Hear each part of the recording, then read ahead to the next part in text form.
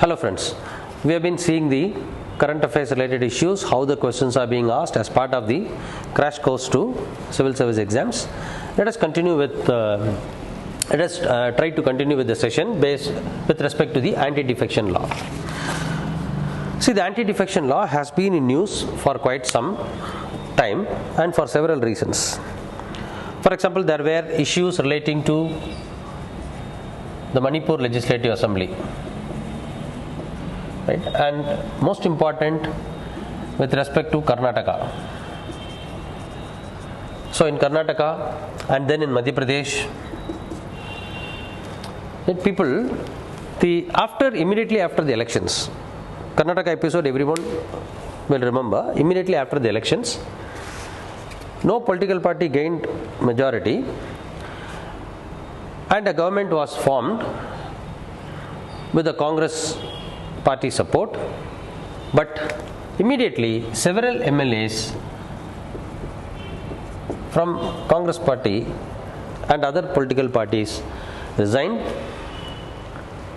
Then they joined some other political party, contested the elections and they got qualified. Alright, and all this happened within 6 months' time. And then the new government with clear majority was formed in Karnataka. Same is the case with Madhya Pradesh. So, the very idea of anti-defection and the very idea of defection has now become a mockery, which makes democracy a mockery exercise. Okay, what is this Schedule 10 and what is this defection? First, let us understand the concept of defection. See, when it comes to defection, any member of Legislative Assembly or Legislative Council or Lok Sabha or Rajya Sabha who has been set up as a candidate by one political party and has been elected to the House, shifts his loyalty to some other political party or joins some other political party, then it is referred to as defection in general. Now how? So this has become this has been one of the very important menaces of Indian political system, and at one point in time there used to be a slogan or there used to be a phrase, namely Ayaram and Gayaram. To that extent people were shifting. At morning they were in one political party, in the afternoon the same MP will be in another political party, and evening he shifts his loyalty to some other political party. Thereby the entire process of democracy became a mockery. In order to stop this menace and to prevent the most important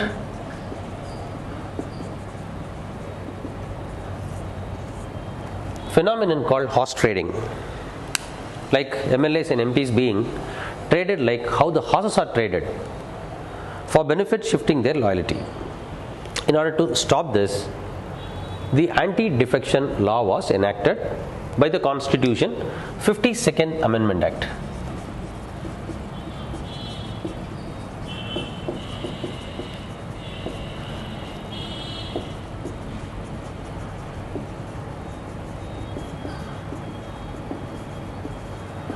At 1985. This Constitution 52nd Amendment Act added Schedule 10 to the Constitution, which provides for anti-defection provisions. According to Schedule 10, defection means defection is meant for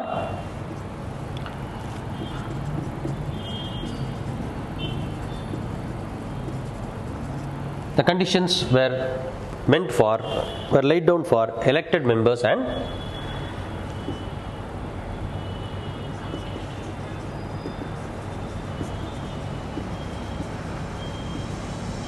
nominated members. When it comes to elected members elected as a candidate set up by a political party and candidate who contested as independent members, not belonging to any political party. when a member elected to the house as a candidate set up by a political party in the elections, he is said to have defected if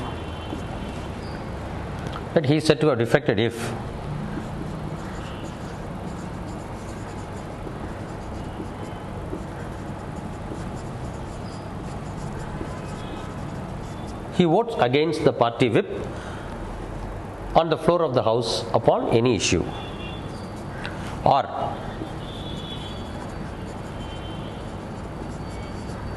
he abstains from voting without the permission of the party high command, or if he gives up the membership of the party,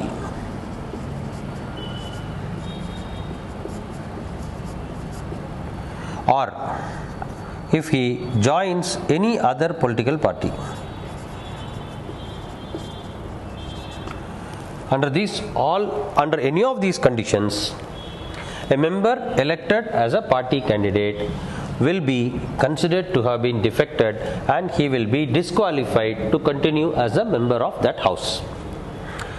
With respect to an independent member, he must not join any political party after elections. If he joins a political party after elections, then he is said to have been defected and he will be disqualified. For the nominated members, there are two conditions. He can join a political party within 6 months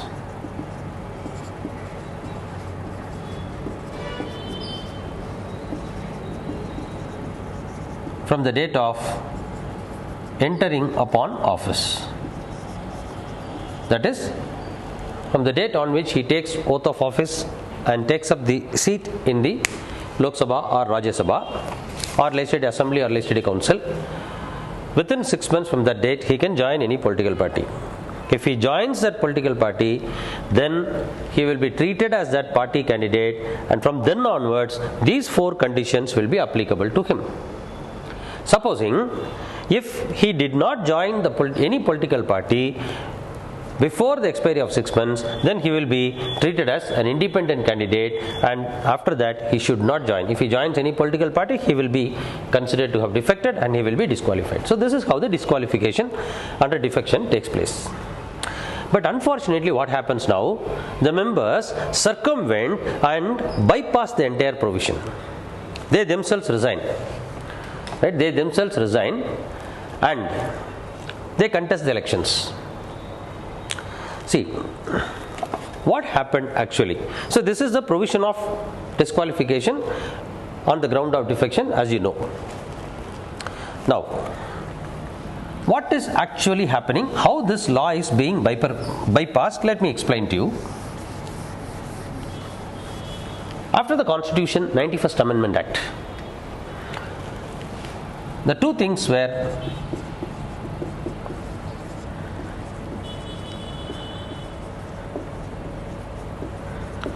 the split of political party was done away with.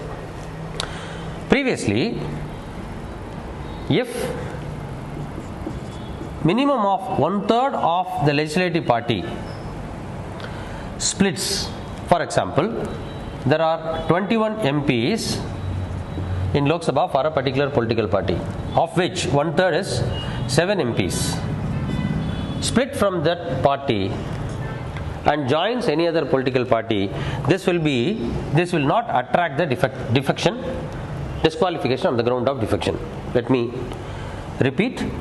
Assume there are 21 MPs for a political party in, say, Rajya Sabha or say Lok Sabha, of which if any one member joins another party, then he is said to have been defected and he will be disqualified.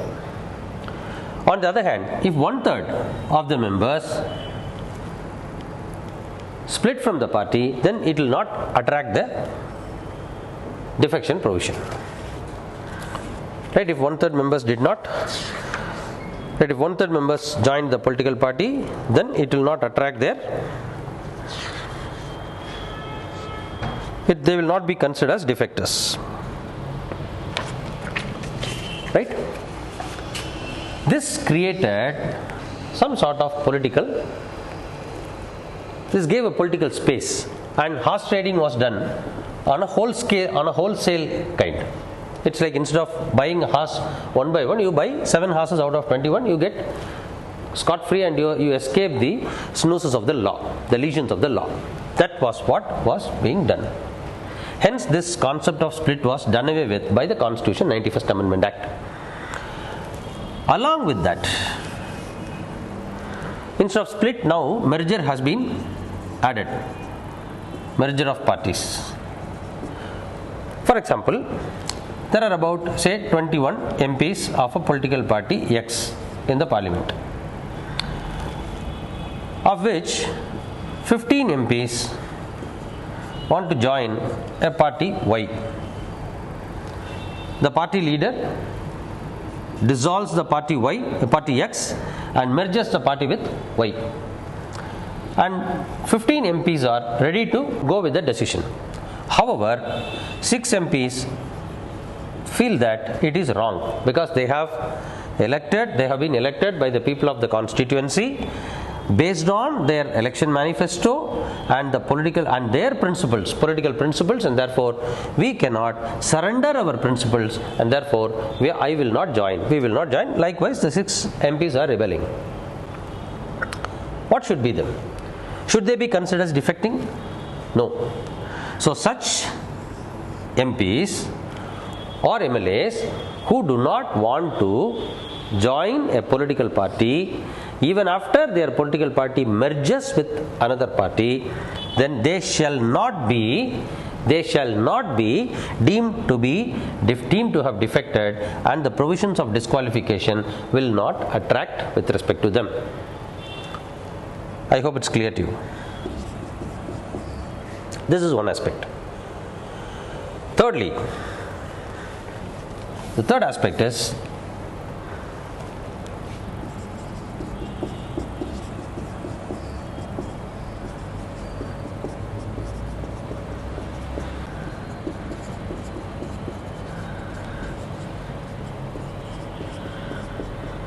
these provisions have been added by the Constitution 91st Amendment Act as well. According to these provisions, any member who is disqualified on the ground of defection shall not be appointed to 1. Any constitutional post, 2. Any remunerative post, which includes to be a member of Council of Ministers also, or he shall not be appointed as a minister. If a member of parliament or state legislature is disqualified on ground of defection, he shall not be appointed to any constitutional post, he shall not be appointed to any remunerative post, or he shall not be appointed as a minister. Right? Let him not be appointed to any of these. If he is appointed, then it is a violation of constitution, it will be struck down. Until when? Until he shall not be appointed to any constitutional post, remunerative post, or as a minister until his term as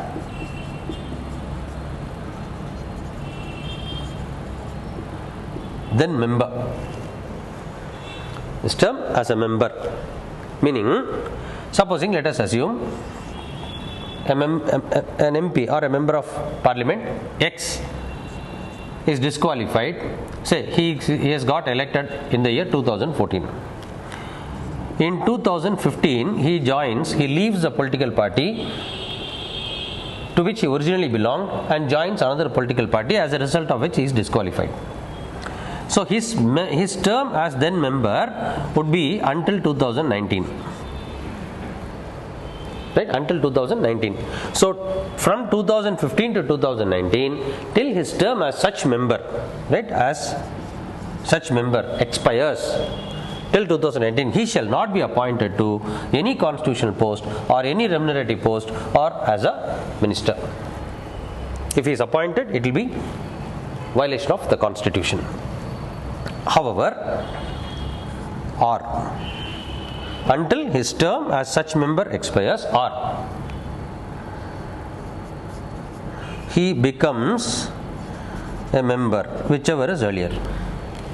So, instead of waiting until 2019, he may either get himself elected by contesting the by-elections, or he may get himself nominated and can become a member. Now, this is exactly what has happened in Karnataka.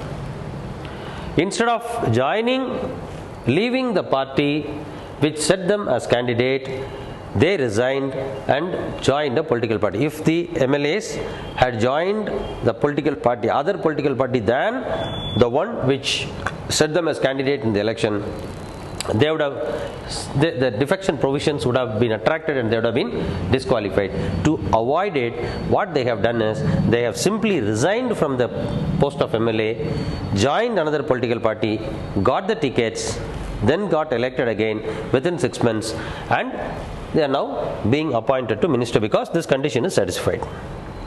So effectively, the anti-defection law is now simply mocked at. It has now become defunct. Almost it is now become defunct, and it is not having any more, no more it is really having any utility, and this has to be amended. That is a most important demand. Now remember, this issue can be asked in your mains as well. In the prelims, all these things can be asked, and in the mains it can be asked. You can be asked to analyze the utility of anti-defection law or the 10th schedule. I hope you have got the point. We shall continue in the next session with more number of issues. Thank you, friends.